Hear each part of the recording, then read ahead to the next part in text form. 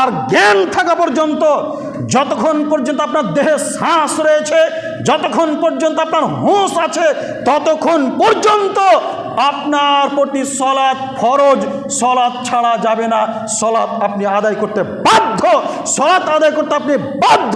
এমনটা নয় যে আপনি বিছানায় পড়ে আছেন, পেশাব পায়খানায় পড়ে আছেন, উঠতে পারেন না, তো আপনার পরিবর্তে আপনার স্ত্রী সলাৎ আদায় করে নেবে, আপনার হয়ে যাবে, আপনার ছেলে সলাৎ আদায় করে নেবে, নাকি আপনি পেয়ে যাবেন, এর কোনো ব্যতিক্রম নেই।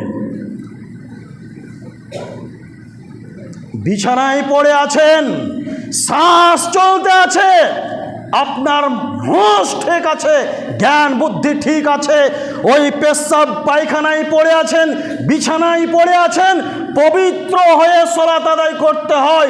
পবিত্র হওয়ার আপনার পক্ষে সম্ভব নয়, উজু করে সলাত আদায় করতে হয়। উজু করে আপনার পক্ষে সম্ভব নয়, দাঁড়িয়ে সলাত আদায় করতে হয়।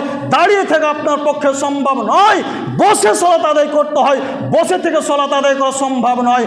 আপনি যেই বিছানায় পড়ে আছেন, পেশাব পায়খানার ওপরে পড়ে রয়েছেন, উজুরও প্রয়োজন নাই, পেশাব পায়খানা থেকে পবিত্র পরিষ্কার হওয়ারও প্রয়োজন নাই। ওই অবস্থাতেই আপনাকে সলাত আদায় করতে হবে। যখনই আজান হয়ে যাবে, যখনই সময় হয়ে যাবে, ওই অবস্থাতেই আপনাকে শুয়ে থেকে ইশারায় সলাত আদায় করতে হবে।